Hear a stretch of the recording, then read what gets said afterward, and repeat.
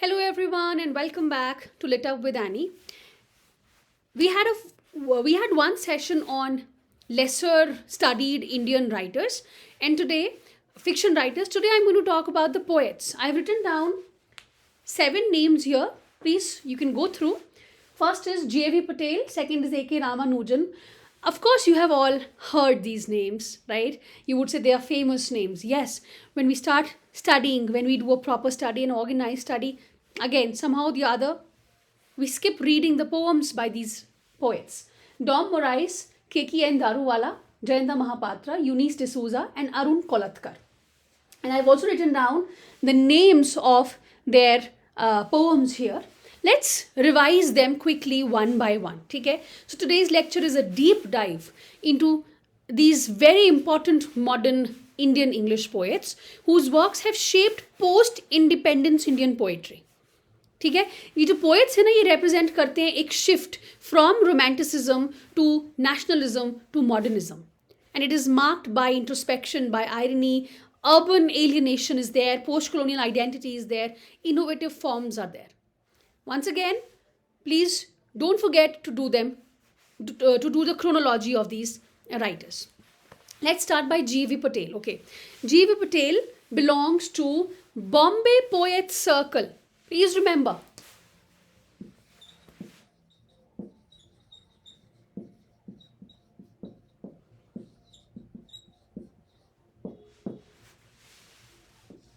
G.V. Patel. Bombay poets circle किस किस के साथ? निज़िम एज़ेकिएल और अरुण कोलात्कर, ये भी बॉम्बे पोएट्स सर्कल के हैं. ना by profession he's a doctor, and that medical gaze has shaped his writings.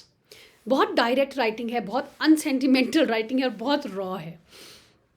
इनके ये मेजर वर्क्स हैं. How do you withstand body. अब देखो, डॉक्टर हैं तो बॉडी की बात कर रहे हैं, याद रखिएगा. What are the characteristics of his poetry? Very honest poetry, brutally honest. Descriptions दिया है इन्होंने फिजिकलिटी की. वायलेंस की थीम्स हैं, अर्बन डीके की थीम्स हैं, मोरालिटी की थीम्स हैं, क्लिनिकल ऑब्जर्वेशन है which is mixed with compassion, and there is an engagement with social inequality specially in cities. ठीक है.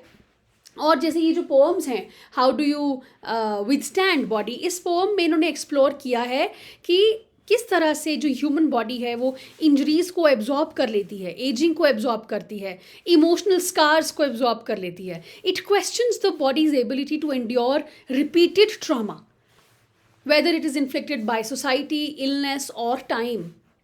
सो it is almost a dialogue between poet and the body, expressing wonder, frustration and even fear. How nice, how different, right? Patel का जो ये poetry है, it is important because it grounds Indian English poetry in the physical, visceral reality of everyday suffering and survival. Let's move on. Next is A.K. Ramanujan. A.K. Ramanujan, remember some keywords: memory, language, rootedness and exile. ये आपको मिलेंगे इनके works में. He is one of the most celebrated Indian English poets. ये एक linguist थे, folklorist थे और poet थे. All of these identities meet in his poetry. Striders, relations, collected poems तो सबकी होती हैं. Central theme इनके works में है cultural identity, cultural duality actually. India versus the West. Family relationships, especially father-son का dynamics आपको मिलेगा. Memory as identity. Folklore, myth, regional landscapes, and fragmented selfhood, exile and belonging. इनका जो वर्क है the striders, इस collection में the water striders मतलब जो इंसेक्ट्स हैं उसकी इन्होंने बात की है. And these striders become metaphors for precarious balance, you know, representing the poet's own attempts to balance cultures, languages, and personal histories. The next one, which is relations, इस collection में it deals with generational tensions, roots, migration, जितना भी fragile links है that bind families. इनका जो style है लिखने का. It was very clean. बहुत ही मिनिमलिस्ट लैंग्वेज का यूज़ आपको मिलेगा. बहुत शार्प इमेजरी मिलेगी. इमोशनल सटलिटी मिलेगी इनके वर्क्स में. Next is Dom Moraes. Dom Moraes was the first true modernist in a sense.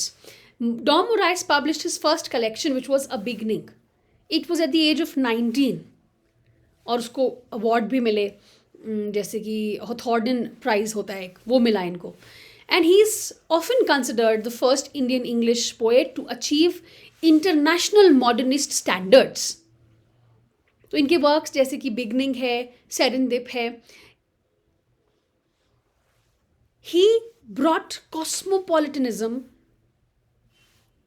to poetry, to this Indian sense. He was influenced by European modernists.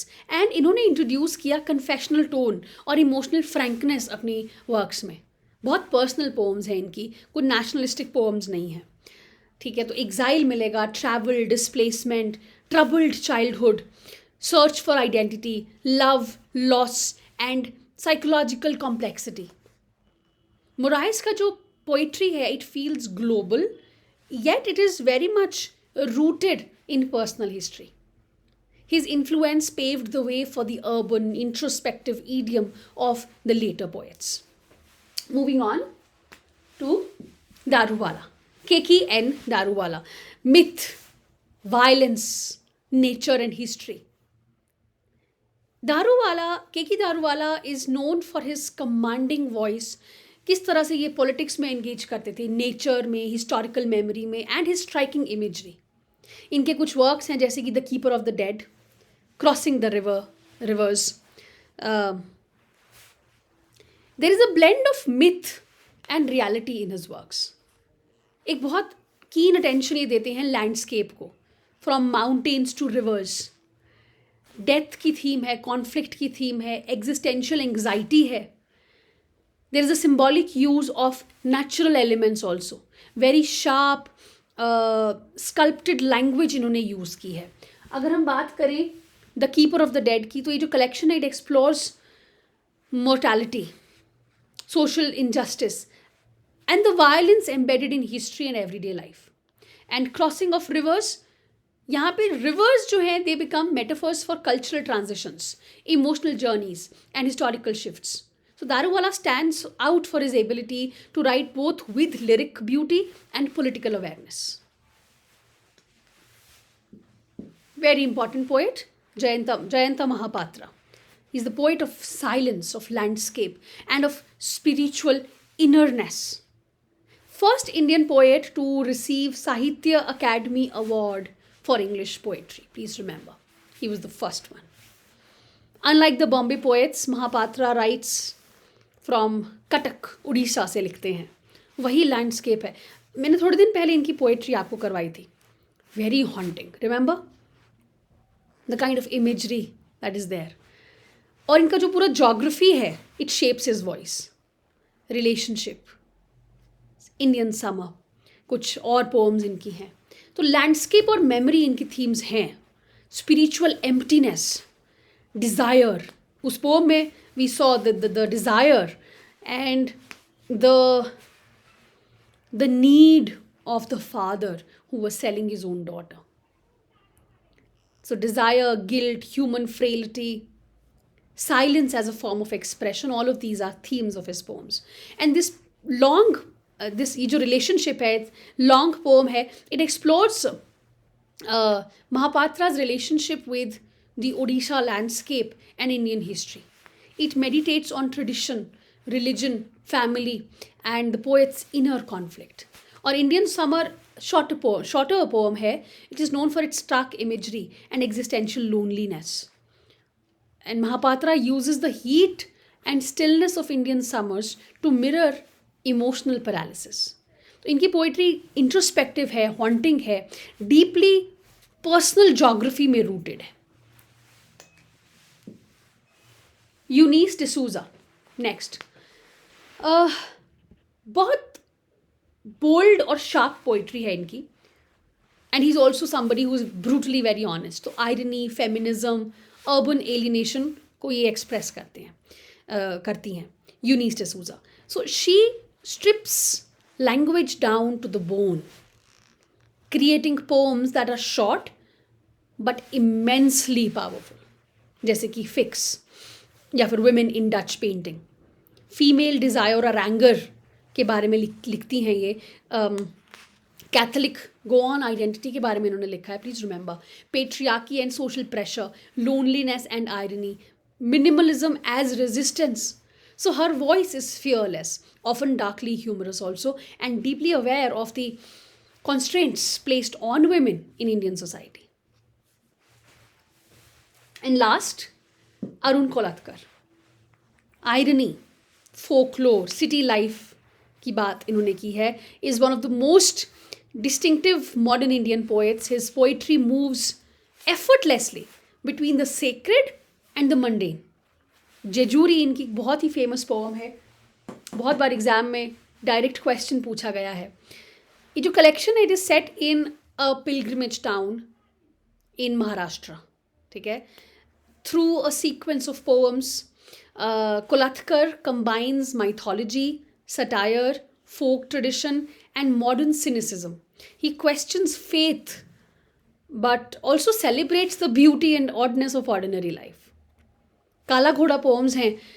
City of Mumbai, of course काला घोड़ा जो रहते हैं मुंबई में उनको पता होगा. So city of Mumbai here becomes a character, very chaotic, very humorous, very cruel and endlessly fascinating also. तो बहुत फ्रैगमेंटेड स्टाइल है इनका. कोलाज टाइप स्ट्रक्चर बना देते हैं. सिनेमेटिक इमेजरी है और प्लेफुल है फिर भी प्रोफाउंड लगता है. And he has blended Marathi sensibility with English modernism. So he represents a mature voice of post-independence Indian poetry. Very ironic, very experimental, and again rooted in everyday life. ठीक है. तो let's quickly revise together.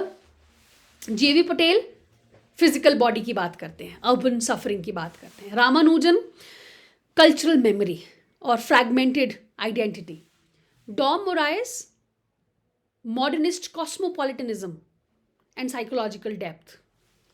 KKN Dharuwala, myth, landscape, and political violence. Jayanta Mahapatra, spiritual introspection and regional rootedness, Odisha. Eunice D'Souza, feminist minimalism and sharp irony. And Arun Kolatkar, experimental, urban, folk-infused modernism. Together, they offer a complete portrait of India's post-colonial poetic imagination. Very diverse, very experimental and deeply human. ठीक है. Next में I will talk about diasporic writers and certain other small regional writers also. I hope you enjoyed the session. I hope you understood the works, whatever I spoke about them. If you have time, please go on to read the poems. You will really love them. And if you wish to join the course, full course for any of the exams that you're preparing, please feel free to connect with me. And if you wish to practice MCQs, I have a website. उसका description में link डाला है, आप उसको check करें. If you wish to join, take the membership of that, it will be very beneficial. Do that, connect with me. Thank you. See you in the next one.